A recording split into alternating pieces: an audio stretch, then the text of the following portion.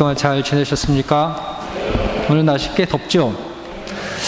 제가 오늘 대미사부터는 우리 주임 신부님이 대미사에 여하튼 간에 모든 걸 이제 노래로 이제 전례를 진행해라 해서 오늘 처음 한 것 같아요. 그래서 밑에서 듣고 있었는데 너무 아름다운 거 있죠. 이게 이 말로만 이렇게 하다가 음악이 들어가니까 정말 막 천상에서 들어오는 그런 소리인 것 같아요. 성가되면 많은 사람도 아닌데 두 분인가 한 분이 이제 하시는데 여하튼 굉장히 새로운 거의 뭐 1년 이상의 어떤 시간을 지나다 정말 음악 소리를 듣고 성가를 들으면서 하니까 정말 너무 아름다움. 저 같은 경우에 7시에 이렇게 청년 미사들이 그렇게 드리고 있거든요. 저도 다는 아니지만 몇 개 이렇게 찝어서 노래를 하고 될 수 있으면 노래로서 이제 이 전례를 이끌어 가야지 참 여러분들도 그 안에서 정말 하느님과의 어떤 마음과 마음을 이렇게 소통할 수 있는 통하는, 그래서 뭔가 좀 이 마음에서 어떤 하느님의 어떤 그 에너지가 이렇게 흘러나와서 여러분이 한 주일 동안 또 살아가는 데 있어가지고 큰 양식이 되지 않을까. 그래서 참 아름답더라고요. 그래서 저희 12시 미사도 좀 고민을 좀 해야 되지 않을까. 그래서 저희도 이제 슬슬 좀 준비를 해야 되지 않을까 하는 생각도 들고 있습니다. 그래서 나름대로 알아봐야 될 것 같아요. 여러분들도 혹시 음악이라든가 이런 거 자신 있다고 하면 손 들고 저한테 오시면 많은 인원이 필요 없으니까요. 그러니까 우리가 간단한 인원이라도 우리의 어떤 마음을 미사 중에 보여줄 수 있으면 좋지 않을까 그렇게 생각이 듭니다. 하지만 이 코로나 때문에 이제 본당도 제대로 이렇게 활동이 안 하고 그러니까 조금은 저 같은 경우도 이제 지루하다는 이런 좀 생각이 듭니다. 제가 미국에서 본당 신부로 있을 때는 정말 바빴거든요. 성서 공부하느라고 계속 가르쳤지, 또 교리 공부도 가르쳤고, 또 신자들 기본 교리 모른다고 해서 한국에서 책 배달하다가 각 책 한 권씩 주고 다 읽히고, 또 성서 쓰기 해서 왔다가 또 제가 사인을 해주고, 뭐 성서 대학도 해서 수료시키고 해가지고 여러 가지 이렇게 일을 하다 보니까 굉장히 바쁜 어떤 그런 나날을 보내고, 좀 나름대로 어떤 사제로서의 어떤 새로운 마음, 또 신자들에게 또 무엇을 더 좋아해야 될까, 좋은 것을 제공해 줘야 될까. 다시 말하면 이 신부들도 요즘은 여러분들에게 서비스가 좋아야 돼요. 요즘 다른 데 같은 가 서비스가 얼마나 좋습니까? 정말 한번 가면은 다시 오게끔 만드는 거 아니에요. 어떻게 보면 우리 교회도 그렇게 돼야 돼. 이제 가서 오면 한 번 오면 또 오고 싶고, 또 다른 사람도 데리고 오고 싶고, 다른 사람 소개해 주고 싶고, 막 이런 마음이 들어야 되는데, 한 번 가면은 나 자신도 오기 싫다고 하면은 그건 별로 그렇게 좋은 모습은 아닌 것 같아요. 그래서 그러기 위해서는 정말 여러분들께 많은, 정말 우리 신앙인으로서 하느님에 대해서, 예수님에 대해서 여러분들이 흥미롭게 들을 수 있고 또 받아들일 수 있는 그런 어떤 것을 끊임없이 묵상하고, 또 그런 어떤 결실을 여러분들께 보여줘야 되는 것이 아닌가 이렇게 생각이 듭니다.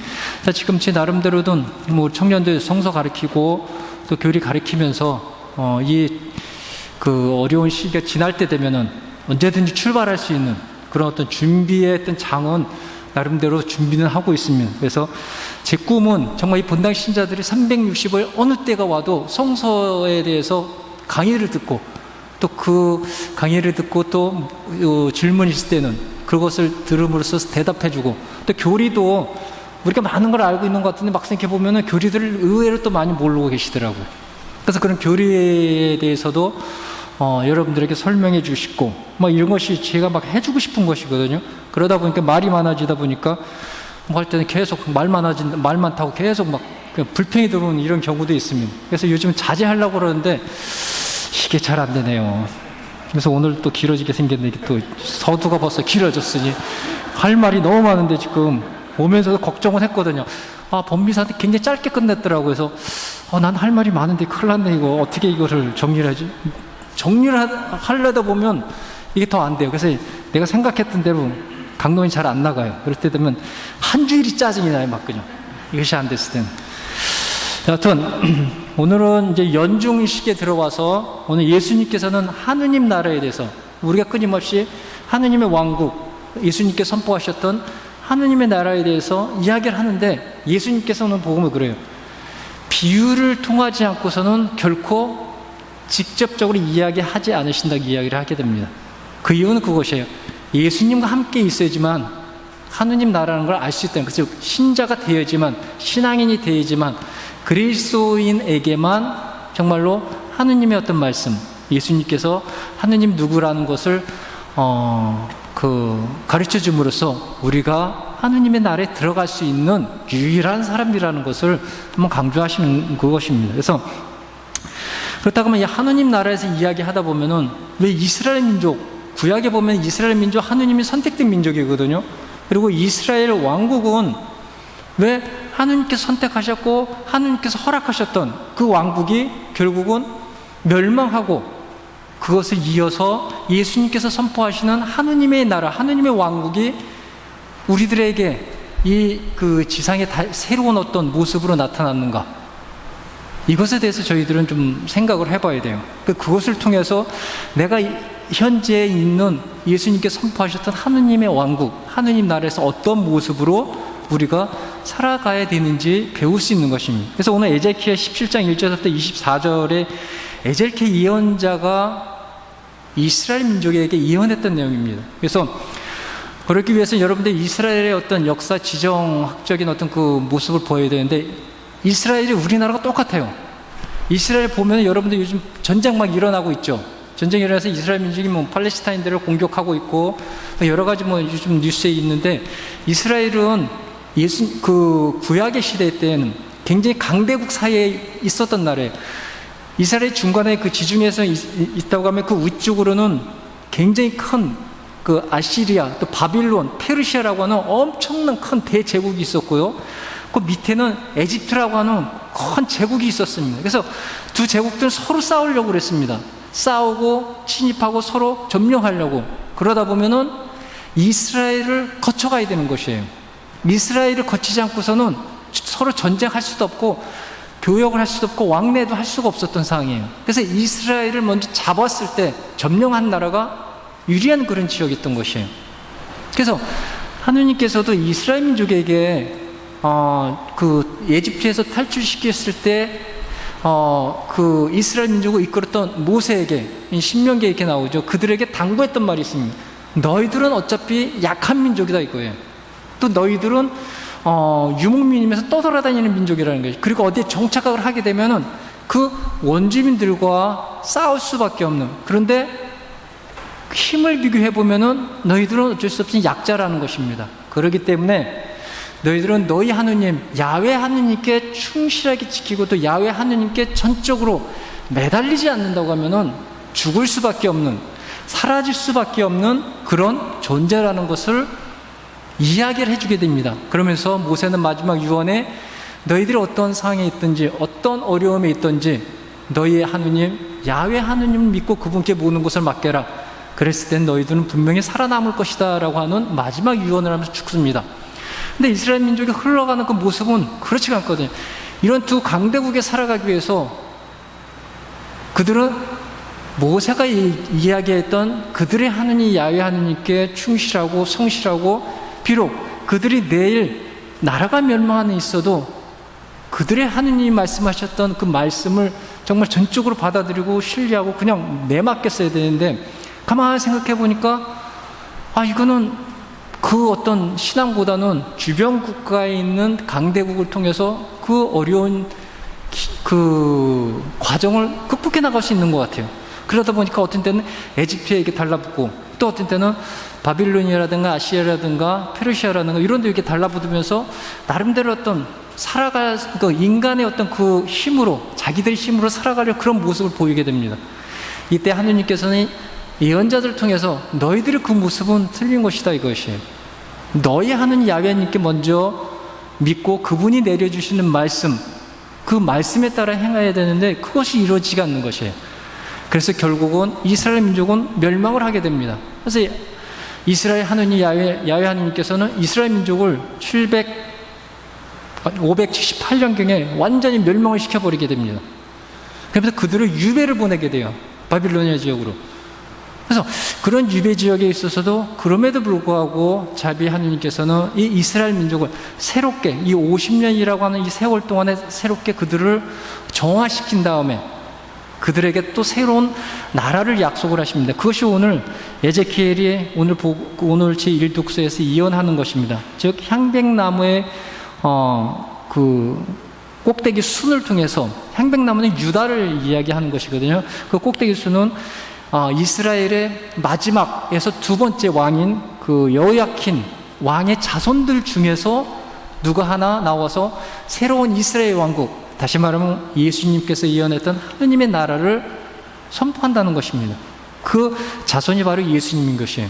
그래서 오늘 예수님께서 비유로 말씀하셨던 하느님 나라는 이러이러한 비유다라고 말씀하셨던 것은, 다시 말해서 이 하느님 나라를 잘 지키기 위해서는 우리가 이스라엘 민족이 하느님께 충실하고 성실하지 못했던 그런 모습 때문에 멸망하였듯이 우리 그리스도인들도 똑같다는 거예요. 정말 하느님을 통해서 오시는 하느님의 말씀을 듣고 또 그것을 내 삶 안에서 실천하지 못한다고 했을 때는 여러분들도 똑같이 이스라엘처럼 멸망의 길로 들어설 수밖에 없는, 죽음의 길로 들어설 수밖에 없는 그런 운명을 가진 사람이라는 것을 저희들에게 말씀을 하시면서, 그러면서 여러분들이 해야 할 일은 예수님께서 선포하셨던 그 말씀, 즉 예수님을 통해서 여러분들에게 주시는 하느님의 그 음성, 하느님의 말씀, 하느님께서 보여주시는 하늘나라의 삶을 이 지상에다가 심어놓는 그 씨앗의 역할을 하라는 것입니다. 그래서 이스라엘 민족은 농사를 짓려면 어떻게 되냐면 우리처럼 이렇게 짓는 것이 아니라 이런 평야에다가 갖다 씨를 그냥 갖다 뿌려야 됩니다. 그냥 뿌려두면 이 씨앗이 어떤 데 좋은 땅에 안착이 되고 어떤 데 돌 있는 데 안착이 되고 어떤 뭐 좋지 않은 땅에 안착 있듯이, 여하튼 그 씨 뿌리는 역할, 그래서 그 씨라고 하는 것은 농부들의 어떤 힘에 의해서 그것이 자라나고 또 소출이 많아지는 것이 아니거든요. 그런 상태에서는 하늘의 섭리밖에 기대할 수밖에 없는 것이에요. 저것을 봐라, 너희들이 뿌렸던 그 씨앗이라는 것이 너희들이 한 것이 무엇이냐 이거예요. 너희들이 뿌린 것 외에는 그 씨앗을 해준 것이 무엇이냐. 그럼에도 불구하고 이 씨앗은 잘 자라서 많은 소출을 얻지 않느냐. 이와 같이 하느님 나라도 그렇다는 것이, 여러분들이 씨앗이 돼서 필요한 곳에, 아니면은 여러분이 그 땅에 묻혀서 씨앗의 역할을 해준다고 하면은 그때부터는 하느님께서 그것을 이용해서 예수님께서 선포하셨던 그 하느님의 나라, 왕국을 완성시킬 수 있다는 것이에요. 그래서 내 자신이 그 씨앗의 역할이라는 것은 다른 것이 아니에요. 오늘 겨자씨와 같은 이야기 있듯이 조그마한 일이에요. 먼저 미사에 열심히 나오는 거. 저희 같은 경우도 어머니 같은 게 새벽 때 되면 5시만 되면 일어나셔가지고 로사리교 이렇게 바치셔요. 그리고 미사에 꼭 참석하셔요. 그리고 주변에 있는 이웃들에게 결코 항상 그 나쁜 어떤 그런 행실이랄까요, 그런 모습을 보이지 않아요. 그냥 항상 관대하셔요. 그냥 자기의 어떤 삶으로 그렇게 사셔요. 그래서 남 얘기 들어주시고, 어떻게 보면 이것이 가장 작은 일이지만, 평범한 일이지만, 이런 일을 통해 가지고 이 복음의 씨앗은, 예수님을 통해 왔던 하느님의 말씀은 이게 점점 커진다는 것이에요. 왜? 내 힘으로 되는 것이 아니라 하느님의 힘으로 되는 것이기 때문에. 그래서 내 자신이 어떤 때는 아무런 능력도 없고 너무나 어떻게 보면 하찮은 그런 존재일 수밖에 없기 때문에, 과연 내가 이 신앙생활을 하는 것이 결코 도움이 되는가? 아니면 내 자신을 통해 가지고 어떤 결실을 맺을 수 있는가?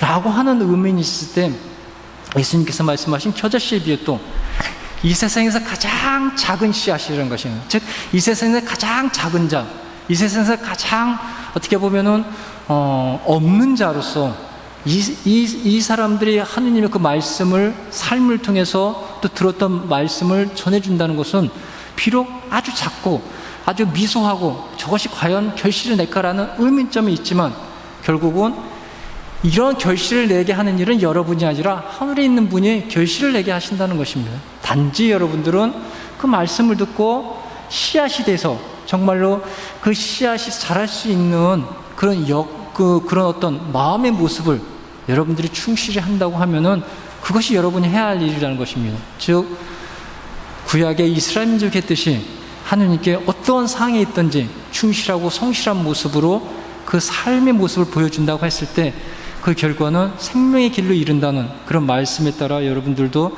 내 자신이 어떻든 간에 정말 예수님을 통해서 오시는 하느님 말씀을 여러분들이 좀 씨앗이 돼서 그것을 뿌려지는 그런 씨앗의 역할을 한다고 하면은 그것이 여러분이 해야 할 일이고, 그것을 통해서 또 여러분은 하느님 나라를 완성시킬 수 있는 하나의 역할을 하신다는 것. 그리고 또 하나 명심해야 될 것은, 내가 약하기 때문에, 내가 능력이 없기 때문에 나의 이 작은 신앙을 갖고서 과연 무엇이 될까라고 하는 의심을 갖지 말라는 것입니다. 그러한 여러분의 가장 작은 신앙인의 모습이 결국은 우리들에게 상상할 수 없는 크나큰 결실의 모습으로 나타난다는 것을 예수님은 비유를 통해서 저희들에게 말씀하고 계십니다. 그리고 마지막으로, 그럼 하느님의 뜻, 과연 하느님의 뜻이 무엇이냐 이거예요. 하느님 말씀이 무엇이냐, 알아야 무엇을 하잖아요. 그러기 위해서 예수님께서 말씀하시는 것은 예수님과 함께 끊임없이 있어야 된다는 것이에요. 그래서 여러분들이 일주일에 한 번 이렇게 미사에 오면은 하느님의 말씀을 듣고 예수님의 말씀을 듣지 않습니까? 이 하느님의 말씀, 예수님의 말씀은 지상에 살아가는 그런 법칙의 말씀이 아니라 여러분들이 장차 하늘나라에 가서 살아갈 때 그 삶을 살아갈 수 있는 준비하는 과정이에요. 하느님 나라는 이렇게 산다는 것을 이 지상에서 살아본 사람, 고기도 먹어본 사람이 잘 먹어보듯이 지상에서 하느님의 나라를 살아가는 그 모습을 아는 사람, 또 살았던 사람, 그 사람들만이야 하늘나라에 들어갈 수 있다는 것. 그래서 천상의 사람이라고 우리는 이야기할 수 있다는 것입니다.